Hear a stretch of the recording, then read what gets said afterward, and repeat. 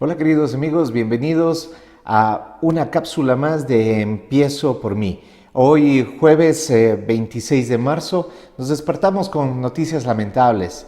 El COVID-19 sigue avanzando y ya son 1.382 casos hasta el momento.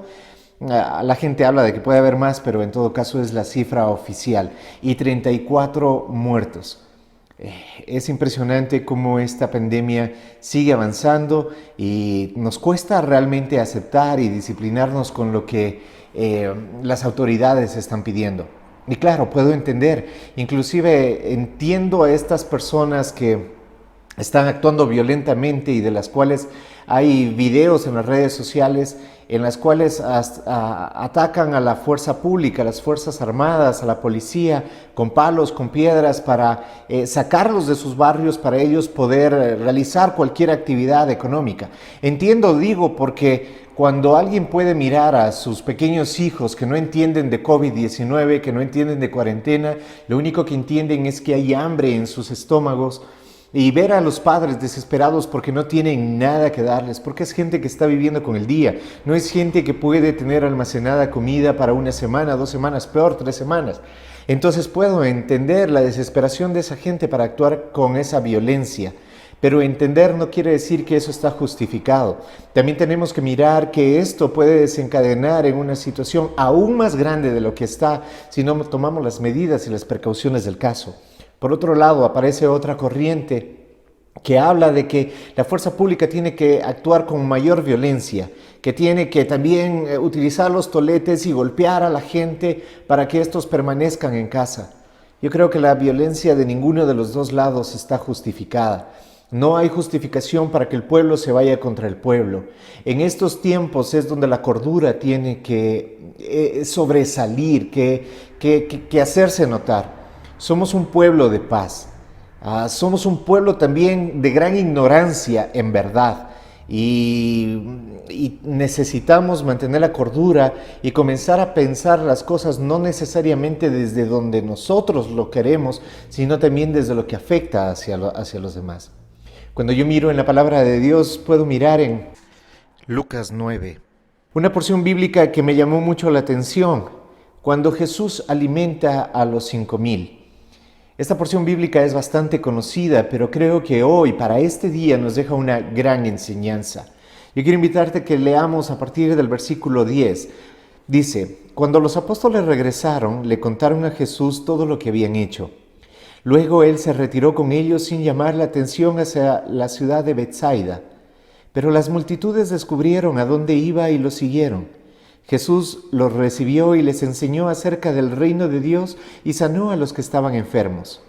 Al atardecer, los 12 discípulos se le acercaron y le dijeron: despide a las multitudes para que puedan conseguir comida y encontrar alojamiento para la noche en las aldeas y granjas cercanas. En este lugar alejado no hay nada que comer. Jesús les dijo: denles ustedes de comer. Pero lo único que tenemos son 5 panes y 2 pescados, le respondieron. ¿O esperas que vayamos y compremos suficiente comida para toda esta gente? Pues había alrededor de 5,000 hombres. Allí Jesús les respondió: díganles que se sienten en grupos de unos 50 cada uno. Entonces se sentaron. Jesús tomó los 5 panes y los 2 pescados, miró hacia el cielo y los bendijo. Luego, a medida que partía los panes en trozos, se los daba a sus discípulos junto con los pescados para que lo distribuyeran entre la gente. Todos comieron cuanto quisieron y después los discípulos juntaron 12 canastas con todo lo que sobró. Es una enseñanza maravillosa y, como les dije, creo que es una enseñanza para este tiempo. Primero dice que Jesús se retiró con sus discípulos y cuando la gente se enteró hacia dónde iba él, entonces lo buscaron. Creo que hoy mucha gente está buscando a Jesús. La pregunta es: ¿tú estás donde está Jesús? ¿Tú estás siguiendo a Jesús? Cuando esto pasó, dice que Jesús lo primero que hizo fue enseñarles de su palabra. Lo primero fue cubrir su necesidad espiritual, ese vacío en sus corazones que hoy mucha gente lo está sintiendo. Ya se comienza a sentir la repercusión de estar varios días en cuarentena. A veces, como lo dije en una ocasión anterior, vemos el vaso vacío y no el vaso medio lleno. Nosotros generalmente tenemos la tendencia a mirar todo lo malo que está sucediendo, pero no sacamos provecho de lo bueno que puede estar pasando. Primero, si tú estás entrando en desesperación, si tú estás entrando en una tristeza que te lleva el hecho de permanecer en casa, yo te animo a que tú puedas comenzar leyendo la palabra de Dios. Si tú nunca lo has leído, te recomendaría que empieces por el Evangelio de Juan. Es conocido también como el Evangelio del amor. Necesitamos conocer el amor de Jesús para poder darlo a otros. Si nosotros no nos llenamos de su amor, ¿cómo podremos darlo a los demás? El apóstol Pedro dijo, yo no puedo darte lo que no tengo. Fue una expresión algo así parecida. Pero luego dice que él, después de enseñar la palabra, sanaba a los enfermos. Y sin duda, eso es lo que estamos anhelando y esperando que sucede. Que la sanidad de Dios comience a cubrir no solamente nuestra ciudad, no solamente nuestro país, sino la humanidad entera. Que la sanidad que solamente Él nos puede dar comience a tocar hoy nuestras familias y nuestros corazones.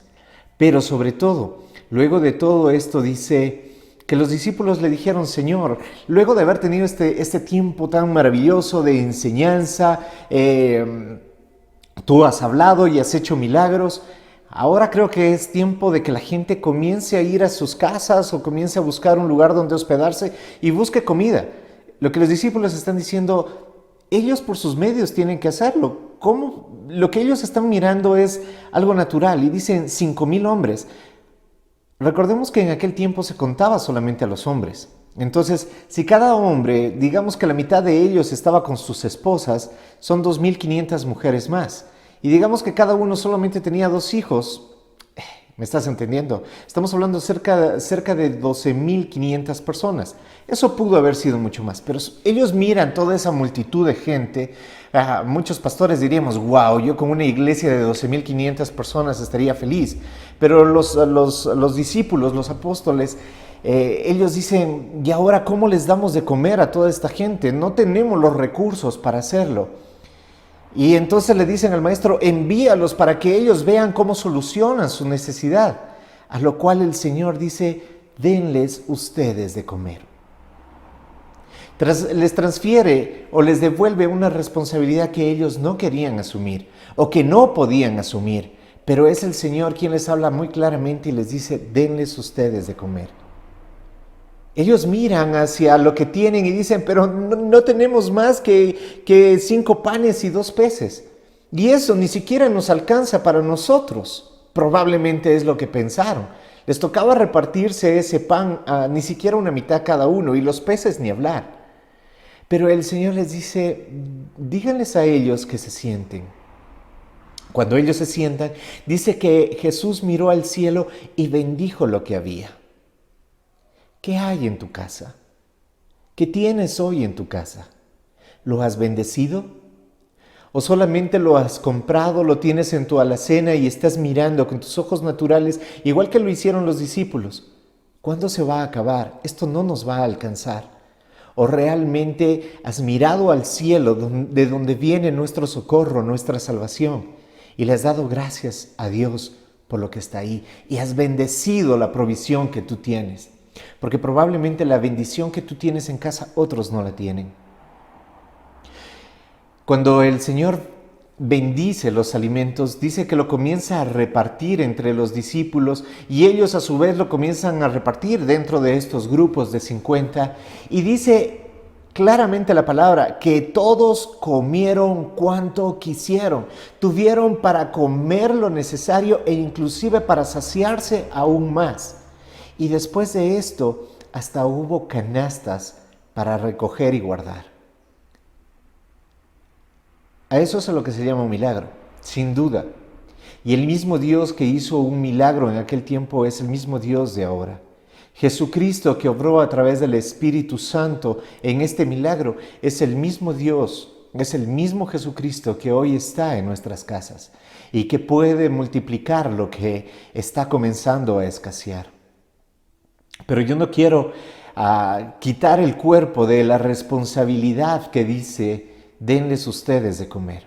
Yo sé que cuando nosotros hemos hablado de que los recursos de la congregación están escaseando, sí, porque nuestros ojos naturales lo ven, pero también podemos mirar hacia el cielo y bendecir lo que tenemos y sabemos que Dios lo multiplicará.